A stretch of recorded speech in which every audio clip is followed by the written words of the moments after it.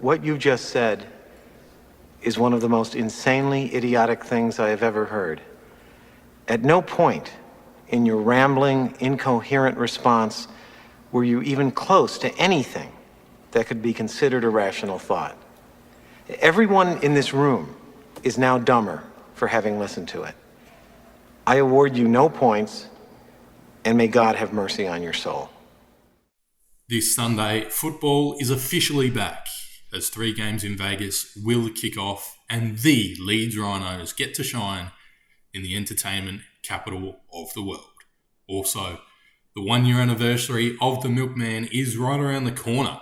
All that and more right here on the Milkman Podcast.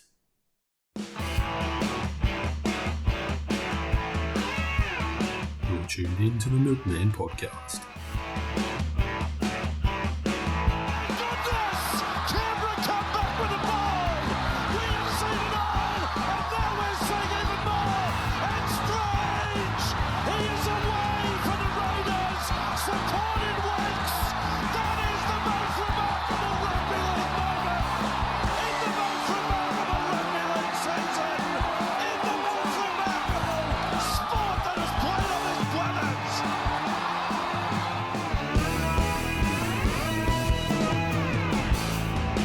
Hello and welcome back to the Milkman Podcast, your unofficial home for Canberra Raiders rundowns and the home of undeniable mediocrity. My name is Mitch Roberts and we're not going to get into the Raiders much this episode. Not much has happened since Monday in terms of news about the Canberra Raiders, but you know what they say, no news is good news. That's what we were taught in journalism, so I guess it's true. But yeah, not much about the Canberra Raiders, so I thought I'd wear a Raiders polo shirt just to make sure everybody knows this is still a Raiders podcast. There's just nothing going on, but, you know, a lot to talk about still. But first and foremost, obviously, thoughts are with Chad Townsend, the Sharks champion. Unfortunately, had a little bit of a collapse on the flight to Los Angeles on the way to Vegas, I believe. So I'm pretty sure he's okay now. I hope so. But yeah, obviously thoughts are with him. You hate to see it.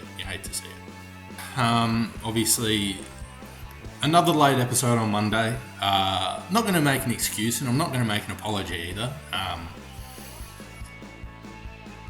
But I did lose track of time. I will explain. I did lose track of time. I was catching up on Married at First Sight on Monday. Had the episode all recorded and everything ready to go. And just needed to put some finishing touches on editing and all that sort of stuff. And by the time I finished my reruns and all that sort of stuff, it got pretty late. So decided to schedule them all for 4 a.m. the next day, and obviously they were up on the Tuesday. So, yeah, there you go. I'll watch Married at First Sight. I'll watch MAFS. I don't know if anyone else does. I'll quickly say,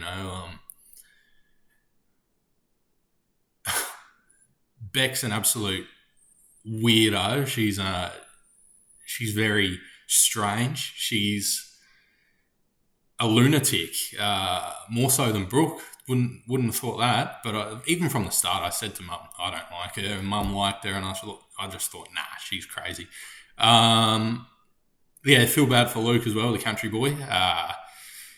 Even from the start, it just felt like a brother-sister thing. Even when they were getting married, they just looked and felt like brother and sister. They were just bickering and all that sort of stuff, and it was really uncomfortable, and I just thought, yeah, they're more like a brother and sister, aren't they? I'm assuming they'll end up good friends by the end of it, if this whole second wind of her actions aren't,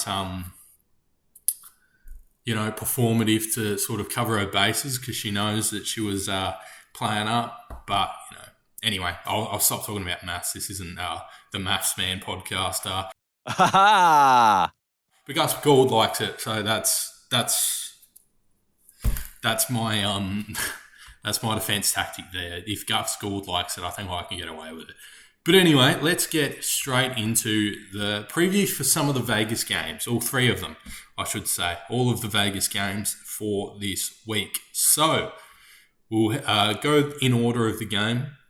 Leeds versus Hull Kingston Rovers. Should be a good one. I'm expecting a good one here. Leeds last game, 46-14 over the York Knights was a win over the York Knights. Sivo and Danny Levi watch will be a very big thing on this podcast because I am a Leeds Rhinos fan, so I will want to be talking about Sivo and Danny Levi as much as possible. I'm really looking forward to this one. Really hope we get the win there, but, Milkman tips to come. We'll get into it then. Football's back on Sunday. How good. I'm so excited. Hull Kingston Rovers' last Super League game was a loss to the same York Knights, 18-19, but their very next game, they went on to beat Brisbane in the World Club Challenge. I'm expecting a good one there. But again, Milkman tips to come. I'll get into who I think wins. Did spoil it. I think it might have been last episode or the episode prior. I probably said it in both, to be honest. But anyway, Knights versus Cowboys. Now, we'll get into the team list for the Newcastle Knights. Kalen Ponga, the captain at fullback, potential New Zealand player, maybe. We'll see. Dominic Young back in Newcastle on the wing. Dane Gagai and Bradman Best, your centres. And Greg Marju on the other wing, of course. Fletcher Sharp and Dylan Brown are the halves pairing there. Is the halves pairing? Yeah. Wow. Dylan Brown at halfback. Obviously coming in on a massive deal. Long deal for Dylan Brown, being paid a bucket load to be there. Jacob Saifidi and Trey Mooney, the props. Phoenix Crossland at hooker. Dylan Lucas and McEwen, the second rowers, and Tyson Frizzell, the lock. On the interchange, Sandon Smith, Matt Croker, Thomas Cant, Raiders legend Pasami Solo, Fletcher Hunt, and Francis. Not even going to try in the 19 jersey. Tyson Gamble, Cody Hopwood, and James Schiller, another Raiders legend, in the reserves. So there you go. Last year, Newcastle wound up in 17th place, the Wooden Spooners in 2025. 6 wins, 18 losses. The big ins, Moneybags, Dylan Brown, huge in on the deal. I'm going to call it the deal because, man, he got bucket loads of money there. Pasami Sulo and Trey Mooney the ins for the Knights as well. Trey Mooney, I don't think, playing in this game. I don't think I said his name. And then the outs, they lost Brayley to the Mighty Green Machine, of course. Jaden Brayley and Adam Elliott, another Raider, to the Bunnies. I feel like there's a big... And we'll talk more about this later because there's another thing I'm going to touch on later about, the Canberra to Newcastle or Newcastle to Canberra pipeline. Obviously, Tarpany and Starlo included in that as well to Canberra. But, again, we'll talk more about that later. But it just clicked to me how many players went from Canberra to Newcastle or vice versa. There you go. But, yeah, Adam Elliott to the Bunnies. Talk more about the Bunnies later as well. Now, the North Queensland Cowboys, Scott Drinkwater, the fullback, Braden Burns and Murray Tuolagi. On the wing, Jackson Perdue and Tom Chester. In the centres, Jake Clifford and Tom Dearden, the captain, in the halves. The props will be Cohen Hess and Jason Tormalolo, who we'll talk about in a minute. Reed Marnie, who we'll talk about in a minute, at hooker. Halem Lukey and Sam McIntyre, the second rowers. And Ruben Cotter, my man, in the lock. The interchange for the Cowboys, Sony Luke, Thomas McKaylee, I think that's how you say his name. What? Harrison Edwards, Kai O'Donnell, Griffin Naomi, John Bateman, Raiders legend, in the interchange as well. The reserves for the Cowboys, Liam Sutton, Matthew Lodge, and Robert Darby. Don't know, and Todd Payton, obviously. The Disney villain himself coaching the Cowboys. Cowboys finished 12th last year, and I know this doesn't really have any correlation, but just to put it into perspective, the Cowboys finished 12th in 2025 and wound up with 9 wins and 14 losses on the season. Tomalolo starting at prop. Now, he's been coming off the bench a lot in recent years. This is what I was alluding to when I said I'll talk about a little bit about Jason Tomalolo. And, you know, he's been coming off the bench, and every time he'd come off the bench and you'd watch a Cowboys game, the commentators will always bring up how he's come from something and then he just fell off a cliff and he's had all these issues and all that sort of stuff. But he's starting this year, and I think I even heard a commentator say, oh, he's gotten big, hasn't he? Like he's put on some weight, but in a bad way sort of thing. And, you know, you sort of think, man, I really hope he finds form now, because I feel bad for the bloke. And I'm not the biggest Cowboys lover out there, but not by any stretch am I a Cowboys lover, but you've got to sort of think, like, you got to hope that he does something. You got to hope he's ready to take the step in 2026 and beyond, because, man, he was looking special for a while there. I think he even might have been named to a team, to a squad for the Queensland Maroons. If memory serves correct, it probably doesn't. No. But you got to sort of think about it and go, man, I hope he's ready to take that step. Obviously, he's starting at prop this year, or this game.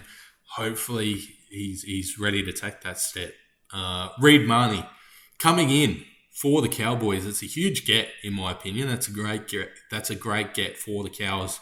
But Reece Robson departing for the Chooks is a pretty big loss. So tit for tat there. And Semi Valame, Raiders, great Raider. I loved him for the Green Machine. He's off to Castleford in the Super League. So there you go. So again, I'll get into my tip in a minute for the Knights Cowboys game, but there's a brief preview, because this isn't, I just wanted to sort of talk about more NRL stuff. Anyway, Bulldogs Dragons now. Bulldogs Dragons will get into the team list for the Doggies, first and foremost, being the home team, I believe. Connor Tracy at the fullback, Jacob Kiraz and Stephen Crichton, the captain, are the... No, sorry, I'm reading wrong. Bro, what are you talking about, man? Jacob Kiraz and my man Marcelo Montoya on the wings, Bronson Sherry and captain Stephen Crichton in the centres. Halves pairing, Matt Burton and the young gun, so they say, Lockie Galvin.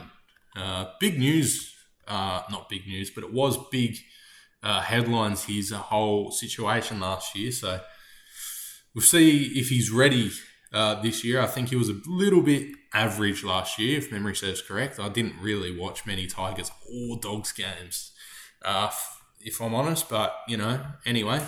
Max King and Sam Hughes, the props. Bailey Hayward, the hooker, and Viliamu Kikau, Jacob Preston are the second rowers, and the weak gutter dung himself, Jamin Salmon, the lock. I don't know that kid very well. He was a weak-gutted dog as a kid, and he hasn't changed now. He's a weak-gutted dog person now. In the interchange, Kurtman.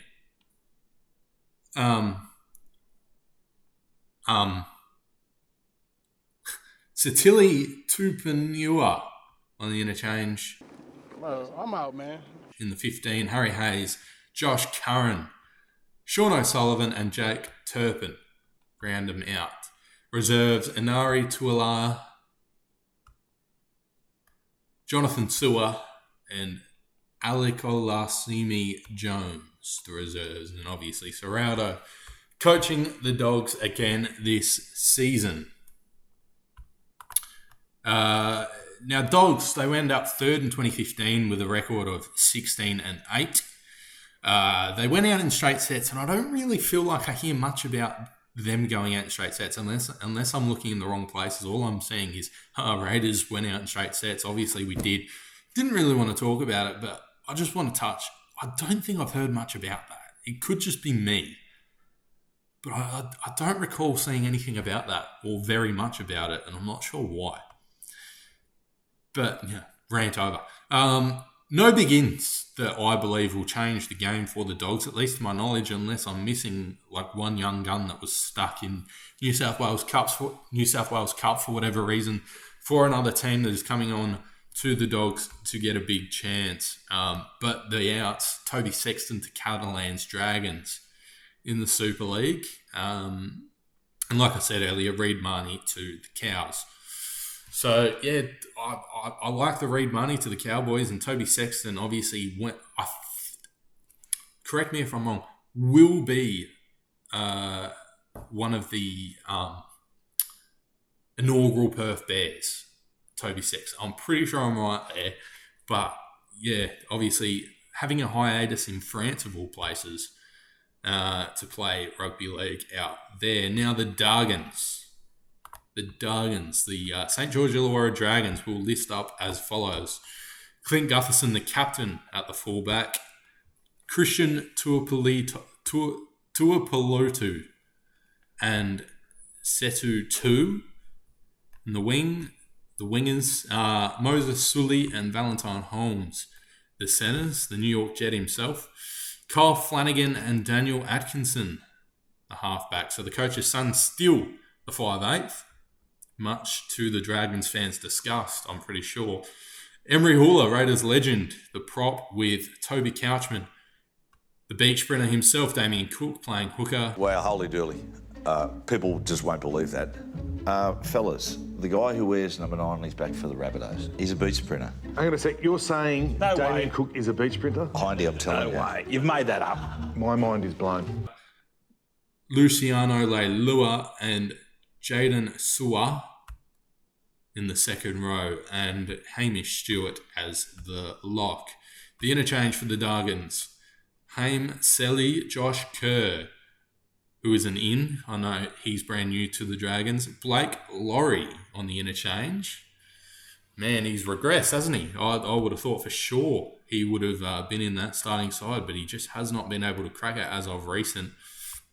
Ryan Couchman, I wonder if there's any relation to Toby there in the interchange. Lycan King Togia and David Farley on the interchange. The reserves, Jacob Halangahu, Matthew Feagai and Tyrell Sloan.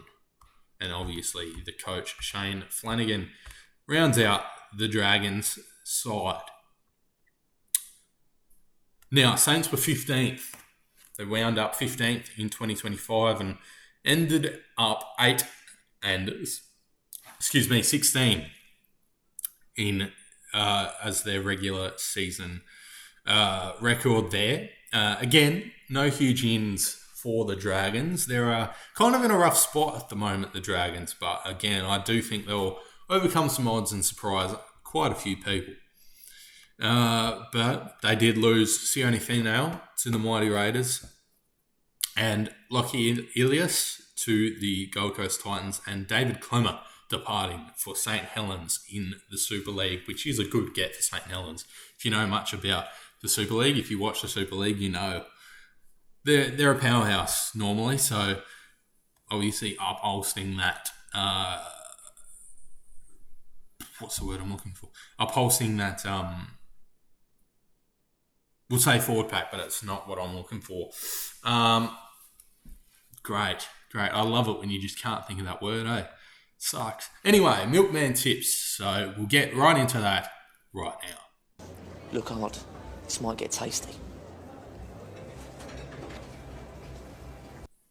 Hello and welcome back to Milkman Tips for another year. It's back for 2026. Get excited. Now I'm looking to redeem myself after an 18-19 record up to what will be known as the hiatus. I think I got up to round 5. So 18-19 through 5 rounds, not great, but I'm looking to turn that around with a couple of aces up my sleeve, no pun intended, because we will be tipping Vegas alone today. Now, Hull Kingston Rovers taking on the Leeds Rhinos up there in the entertainment capital of the world. Magic things do tend to happen. So I think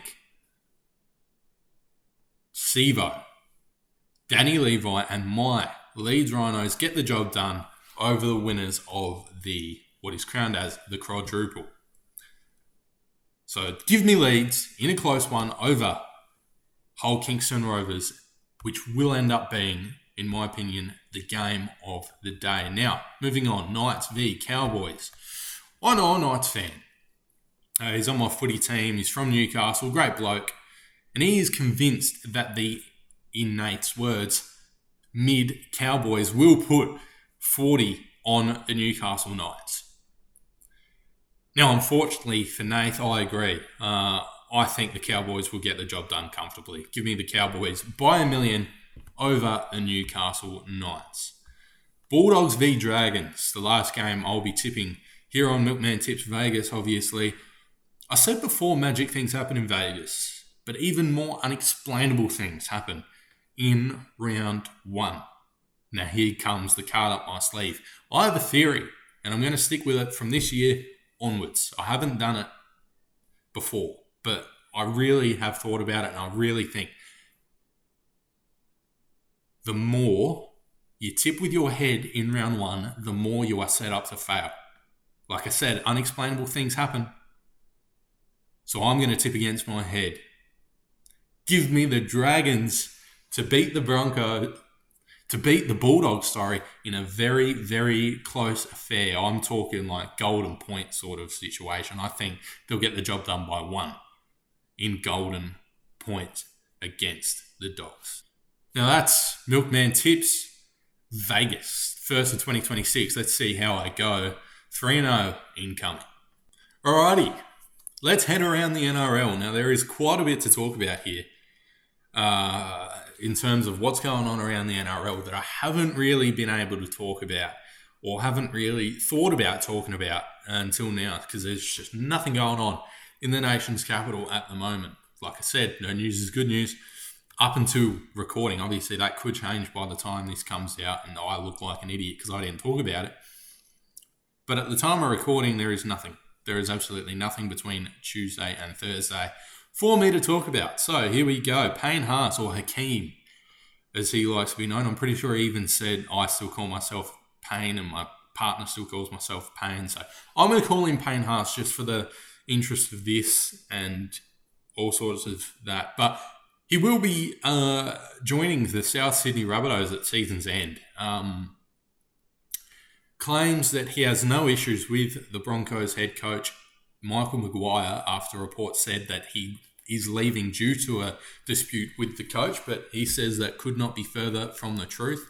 And he will be joining the Bunnies due to family reasons and the opportunity to play under Wayne Bennett once again. That was the influence to his decision, and that comes from the ABC. Fair enough. I mean, I know for a fact that, him and Wayne do have a good relationship. I know that they got along so well because I think Payne Haas's brother and obviously Wayne Bennett's son both have disabilities, unfortunately. So they got along due to that and amongst a plethora of other things, I believe. So yeah, good on him. Playing under Wayne, I'd want to do the same thing. So fair play. He will be joining the Bunnies on a 3-year deal, 2 years, and then a player option, which if Bennett's there, I'm more than just assuming that he will stick around. This comes after many years of Payne Haas wanting to leave the Broncos, headlines and all that sort of stuff, and reports that he wants to leave and that he will leave, and then he just doesn't, and then he stays at the Broncos for another 2 years, and then it comes out again. All this sort of stuff, but he will be leaving the Broncos for the South Sydney Rabbitohs.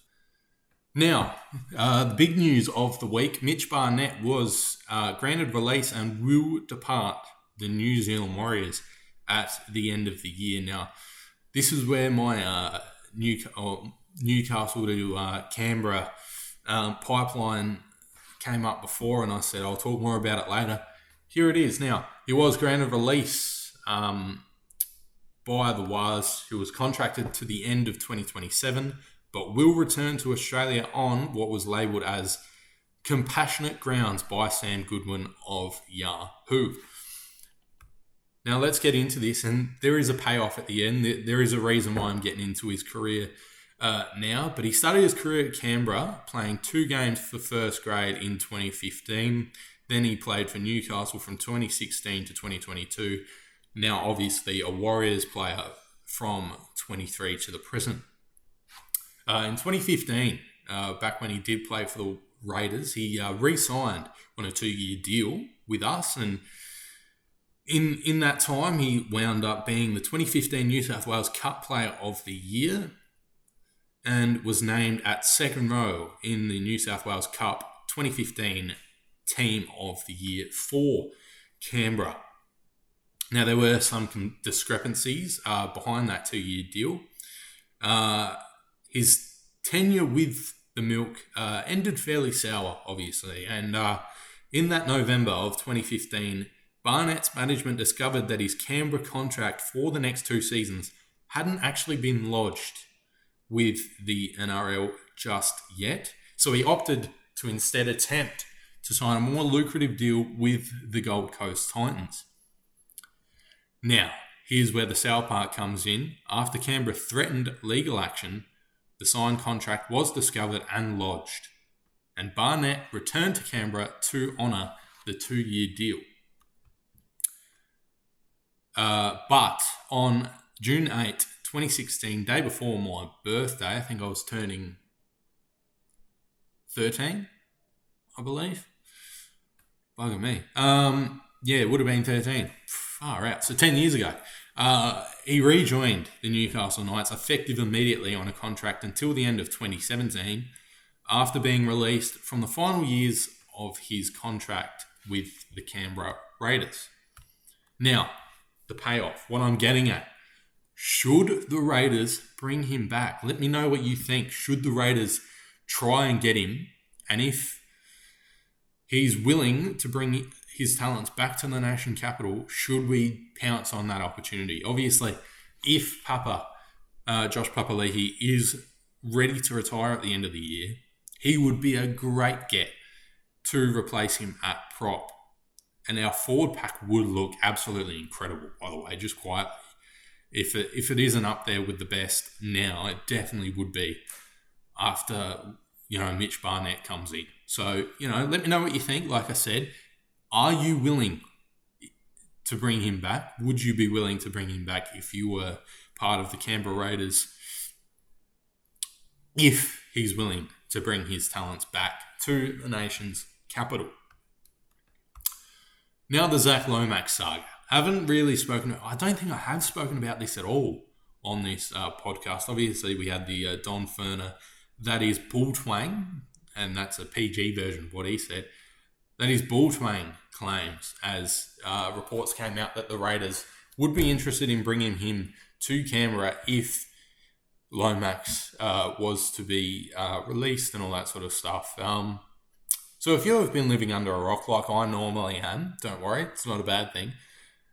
And I don't know what's taken me so long to talk about it here, but he was released from his current contract with Parramatta to pursue interest outside of NRL. I'm assuming that means R360 and rugby union.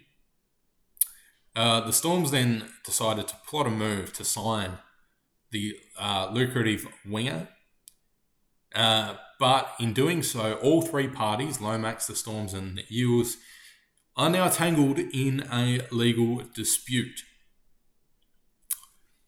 Now, this is a quote from Fox League. I'm not sure who wrote the article. I couldn't find it. And I quote, "Yet to find out what his future holds, legal proceedings in the New South Wales Supreme Court are still ongoing, with the NRL being subpoenaed, and the Storm's chairman, Matt Tripp, and CEO Justin Rodsky set to testify in the coming days.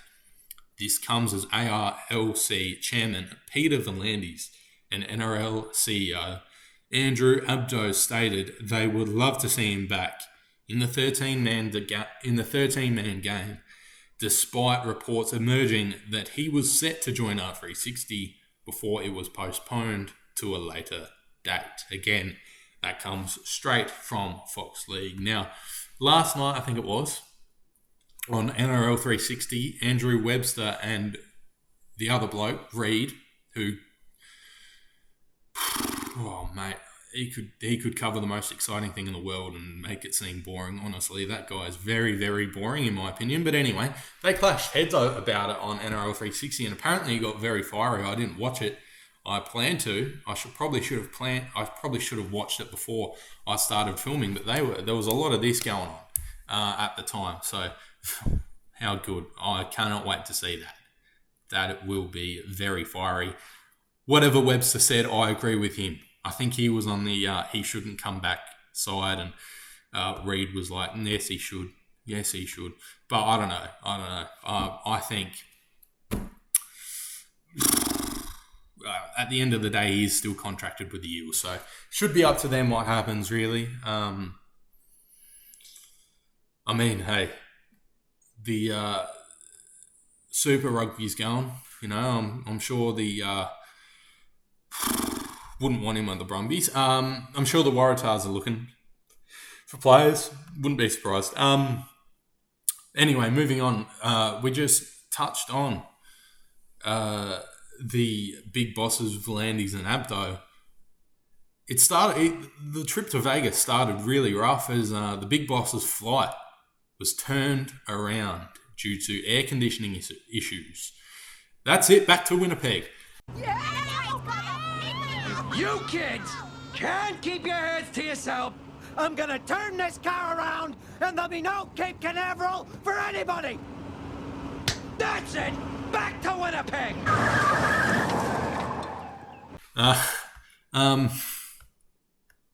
Now the chartered Qantas flight to Vegas carrying the big bosses, like I said, Peter V'landys and Andrew Abdo, was forced to return to Sydney because of an air conditioning issue. Apparently the flight was in the air for a couple of hours, but turned around because of said issue. It took off at 3:20 on Tuesday for the 13-hour trip to the American city, but returned to Sydney shortly after 5:20, and it would have been a long couple of hours with the pressurized cabin and all the people on the flight, especially to America, like the planes are normally pretty big. It would have got really stuffy really quick, and if I'm V'landys and Abdo, I would have been very happy. I don't know why it took them 2 hours to turn it around. Surely you go, nah, it's too hot in here. Let's turn back, get them on the next flight, because bloody hell, like that would be a rough couple of hours on such a big plane with so many people, I'm assuming, and little or no air conditioning in this case. So thank goodness they turned that flight around, because holy smokes, that would have been terrible. That would have been absolutely atrocious. But anyway, I zoomed through that quicker than I imagined, but there we go. We're done for the Friday episode. You hung in there. Congratulations. You deserve a pat on the back, because I can't imagine would have been very good. Now, before I jet off, I do want to make a couple of things known or said. Make sure you are following at Milkman Podcast on Twitter, Instagram, Threads. I don't know if I'm going to keep going with Threads because it seems pretty dead every time I open it to post. Seems like nothing's really digging on there, so I might stop. I don't know. I'll keep going for now. But anyway, Instagram, Twitter, Threads, TikTok. We're on TikTok. Milkman Podcast on TikTok. Make sure you're following that if you have it as well. More big things to come over there. While we're at it, make sure you're following the newest addition to the Milkman umbrella at Milkman Sentinel on Instagram and X for the weekly paper every Tuesday. And special shout out to the Gungahlin Bulls Rugby League Club out there for following along. I'm a North Canberra boy myself, and I followed them. I follow them on both Milkman Sentinel and Milkman Podcast, but only follow the Sentinel, and mate, that's a pretty good go. I don't know if they still are, but last I checked, they were, and I'm pretty happy with that. I'm pretty happy with that. Being a North Canberra boy and all, so I'm happy as. That's brilliant. But anyway, yeah. Speaking of Milkman Sentinel, do expect special editions when something big happens, like the 1 year celebration on Monday. How exciting. I'll talk more about that in a second. Or big things like when we land Mitch Barnett, because it will happen. I'm calling it. It's going to happen. I'm calling my shot. Mitch Barnett to the Canberra Raiders. Here we go. Here we go. Anyway, speaking of the 1 year celebration, on Monday it will be the 2nd, which is the 1 year anniversary of the Milkman. The first post ever made on the Milkman podcast, Instagram and Twitter, I believe, was on the 2nd of March. So very exciting there. Very exciting. Came very quickly, that 1 year. I feel like the hiatus, made it come a little bit quicker. Came around quick, and the episode on Monday, we'll talk about that more. We'll talk about the history and all that sort of stuff. I'll put aside a big chunk of the Monday episode, so it probably is one to miss, if I'm honest. No, please don't. Please don't miss it. It'll be a good one, maybe, hopefully. But yeah, more on that topic on Monday. Like I said, the hiatus probably helped that 1 year come around much, much quicker. I'm going to have to scan all my episodes as well and try to find some good bits and good stuff I said and funny moments. There probably won't be many. I can think of one off the top of my head, but again, we'll wait till Monday to whip all of those ones out. But yeah, football's back on Sunday. Enjoy your Vegas football. I'm so looking forward to it. It's officially back. Football's back. Football is back. Both AFL and NRL. I'm very happy. More so about the NRL. Obviously, the big games, it's fully underway next week, but Vegas is back. It's going to be great. It's going to be grand. Sunday morning, here we go. Leeds, Rhinos, Bulldogs, Dragons, and Knights, Cowboys. Not necessarily in that order. But anyway, see you guys on Monday for the 1 year celebration. And as always, up the milk.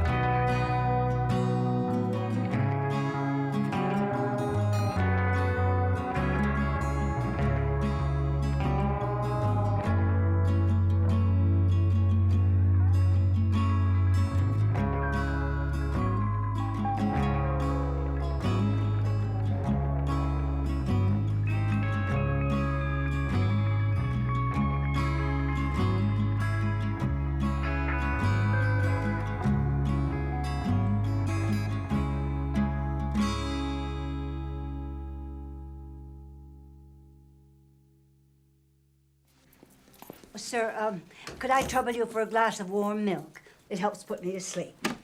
You could trouble me for a warm glass of shut the hell up. Now you will go to sleep, or I will put you to sleep. Check out the name tag. You're in my world now, Grandma. Oh, dear.